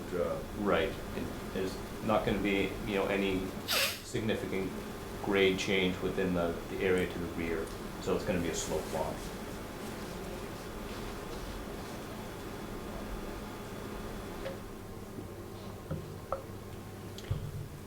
So how does the driveway come around the retaining wall? It comes in between them. Between them? There's one here. My thought is, you're gonna have your garage here under the house. Oh, okay, So okay, it's yeah. It's gonna swing around It's gonna swing in and somewhere come here. under. Yep. Okay. But, I think it would help us if that was shown on the drawing, If what was shown on the drawing, the driveway. it is shown. Well, If I can. kind of That's gets hard to follow. lost. Yeah. It's a dotted Yeah, it's right like there. this, and then it comes into kind of. That's an the arrow turnout, here. yeah. It's the turnout, yeah. And on the other side, comes off the retaining wall, right? Yeah. On the lower side. Yes. So it's there with that dotted line, yeah. What's dotted? You see it? Yeah, I mean, I think it kind of gets, the line kind of gets lost right in there, but, Well, I guess it's outside the 100 Yeah. area that we don't quite understand, so that's, So, John, it looks like the, let's call it the top part of the driveway turnaround is maybe 4 feet higher than the bottom part. So water will theoretically run down that way towards the garage. Yes, I believe so. And then theoretically, it's going to run up against that retaining wall. Right, so my assumption, and I'd have to confirm this, is that there'd be weep holes through the retaining wall to allow the water to move through. That I guess was something that we should look at is, we don't want it to run into the house. Right. Which is one issue, but then how is it gonna drain out into the slope?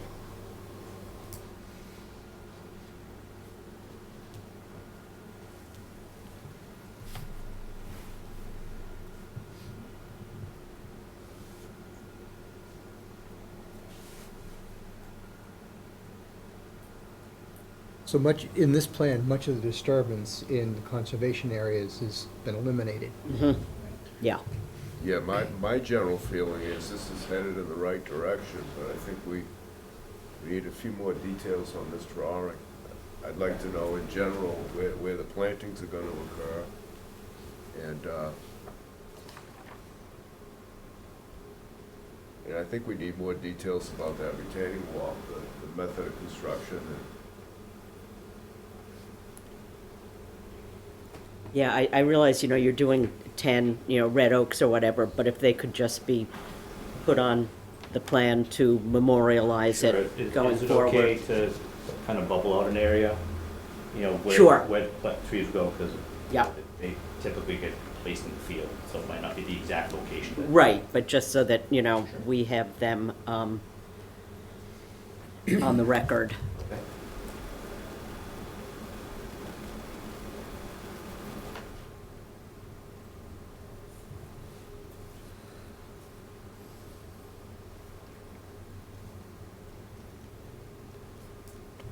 so are there any additional details we need here?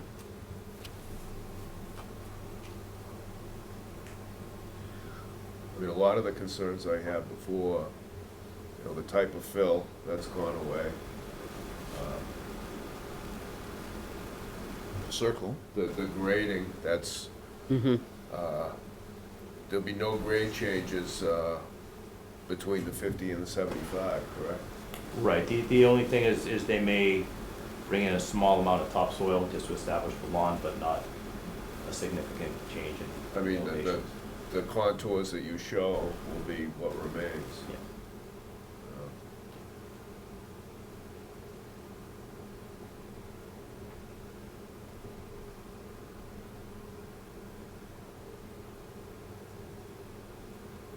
I'd like to open it up to public comments. Is there anybody here? Question.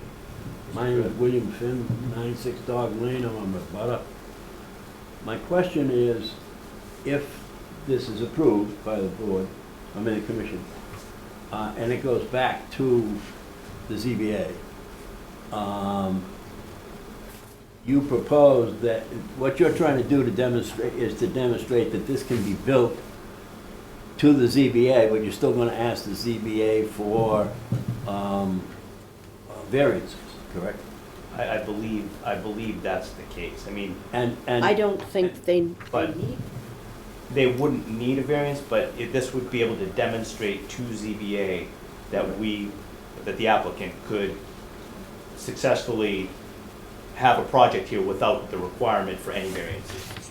Right. And I think that strengthens the case for them Yeah. to, Have you finished your thought? I'm sorry. No, it's okay, because he's right. I mean, that's what I'm trying to get to. So if it goes back to the ZBA and they're still gonna request the variances, my understanding was that you would move the house forward if the variances were granted. The whole idea and the argument before the ZBA was, if we get the variances, we can make this a better project because we can move it further, closer to the street, away from the slope. If that happens, how does that affect this plan?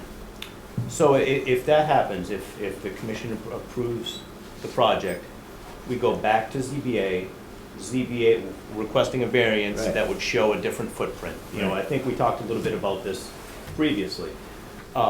And ZBA grants the variance Right. for a revised site plan, then we would come back to the commission, request an amendment to the order of conditions with the new site plan, which would demonstrate that there's less impact within the commission's jurisdiction. So that would. So would you then request that you no longer need the retaining walls, or what would you be doing then? My sense is that the design would change because they could increase the size of the residence and move it further, closer to dog lane, so it would more than likely eliminate any retaining walls. The only reason that we've incorporated retaining walls now was to be able to get a project that fits within that radius. I understand. So my concern is if you move it closer to Dog Lane, even though you're moving it further away from, allegedly moving it further away from the commission's jurisdiction, that doesn't do very much for the slope protection. Does it allow those trees to be retained? I mean, The whole obviously. purpose of the retaining walls is to protect the slope, basically. Is that correct? Yes. Yeah. So if you, just by moving the house forward, what do you accomplish? And you eliminate the retaining walls, how does that accomplish further protection of the slope? Just by distance, moving it away from, how much further away from the slope are you gonna be? Well, I mean, I can't answer that question because the design hasn't been done, but Right. just generally, it moves all of the work up the slope.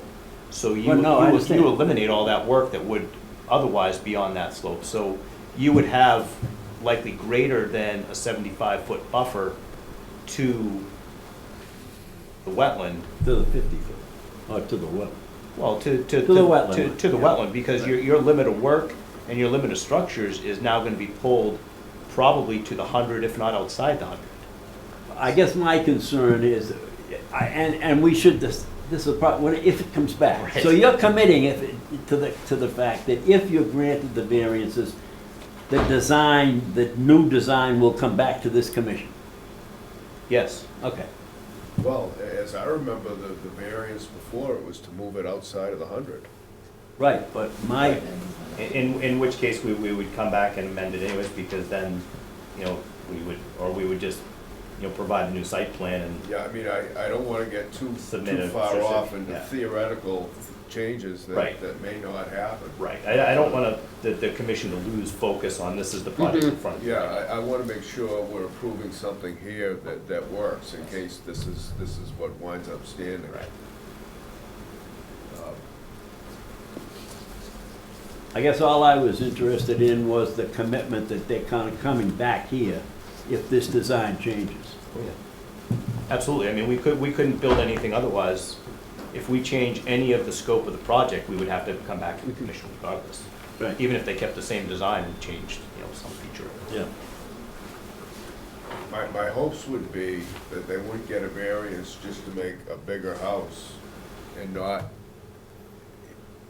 you know, the hopes would be to bring it out of the 100. That's the way it was originally explained, I thought. And that's the way it currently is, because it's easier from a construction standpoint, it's better for the lot, it's better for a number of reasons. And, I mean, not the least of which, it eliminates a lot of work within the commission's Yeah. jurisdiction. And that's what we were really pushing for in the first place, was saying, ZBA, we have a project that we're looking at that is a lot better from conservation's perspective with this variance.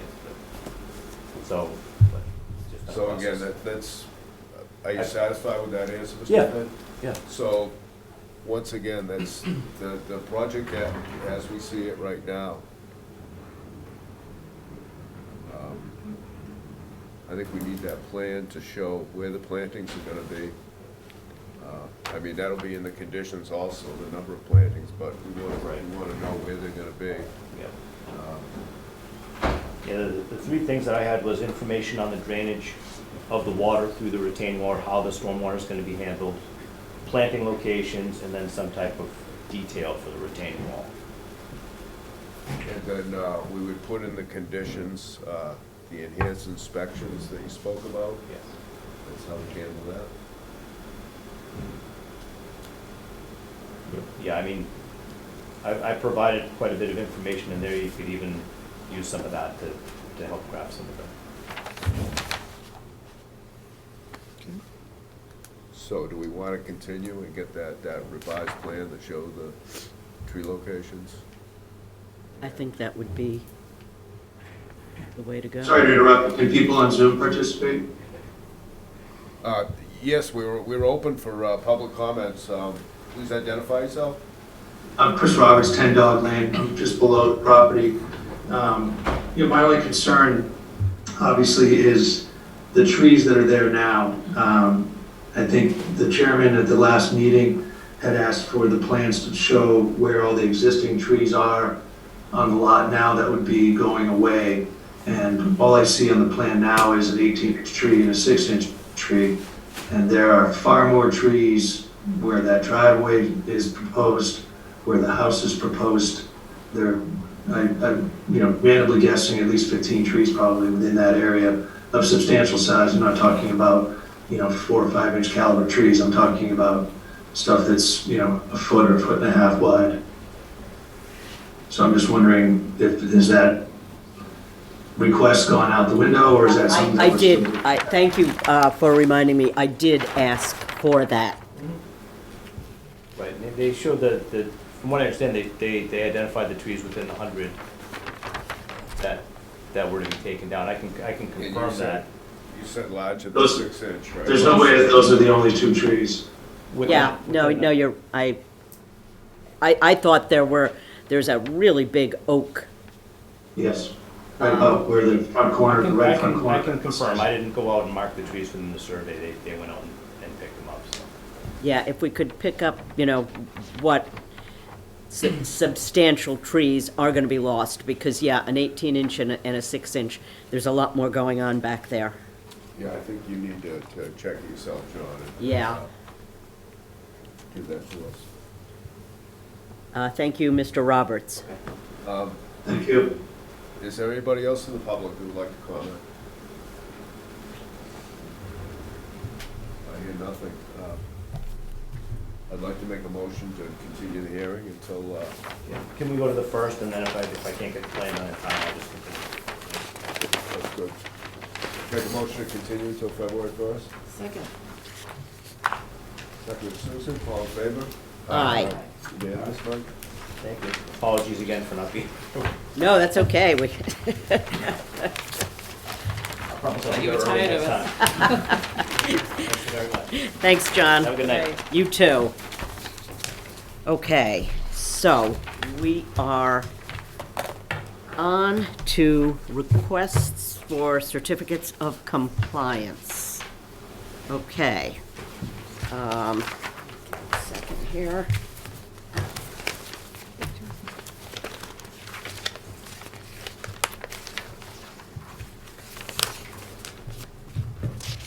First is SE 42 1074. We are still waiting to resolve discrepancies on this. I move that we continue to February 1st. May I have a second? Why do we go to the 1st and not the 15th if we're continuing every week, every meeting? Well, I was just going to ask Mike, where are we on this? Do we have I touched base with Rick Servant, and it's still up in the air. still up in the air? Okay. Doesn't know where the applicants stand on there. I move that we vote to table until February 15th. May I have a second? Second. All in favor? Aye. SE 42 1500, 71 Constellation Road. We still have an HVAC unit. I move that we continue this to February 15th. May I have a second? Second. All in favor? Aye. SE 42 1917, 13 South Street. So, Here is the current state of affairs there. We requested that the subsurface be broken up into, I think, 4 to 6 inch pieces. When they got in there and began doing the work, it was a much thicker slab than they had anticipated, and this is as best as they could break it up. They are proposing leaving this as it is and then bringing in gravel to come up to grade. Anybody's thoughts? Porous. It's porous. That's pervious for sure. I may add, the pieces are roughly 10 to 12 inches in diameter, some smaller, some greater. They didn't measure every single piece.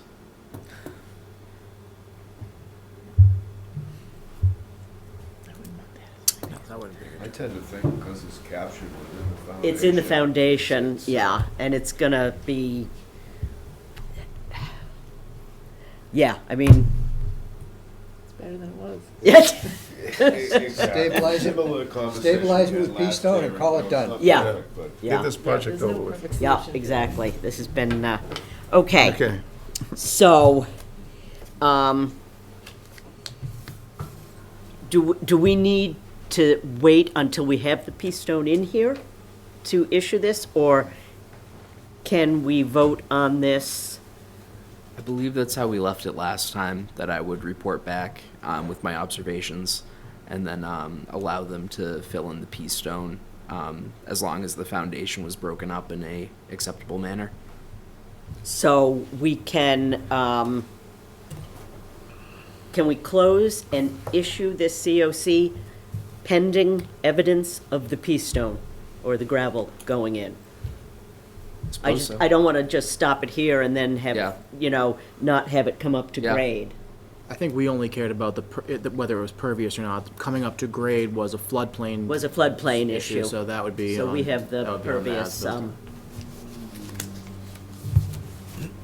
well, Like, we can close it. if I have no objections, I'm going to move to vote to issue a COC for 13 South Street. You want to put the provision in to fill it? With the provision that, in fact, they add the gravel. Okay. So I'll issue this after we receive evidence of the After we gravel. receive evidence, yes. Okay. But for all intents and purposes, from a conservation standpoint, But they told us they were gonna fill it up, so. we yes, should yeah. Do what they said they were gonna do. Right, I just want to make sure they're going to do what they said they're going to do, but, yeah, So it should be a non-issue, because they're going to do it anyways. right. Okay, so I move that we vote to accept the pervious nature and pending evidence of fill, they will be granted a COC. May I have a second? Second. All in favor? Aye. Aye. Okay. And SC 4222-2773, this is still pending, so I move that we continue this to February 15th. May I have a second? Second. All in favor? Aye. And that concludes our business. I move to close the Marshfield Conservation Commission meeting of January 18th, 2023. May I have a second? Second. All in favor? Aye. We are adjourned.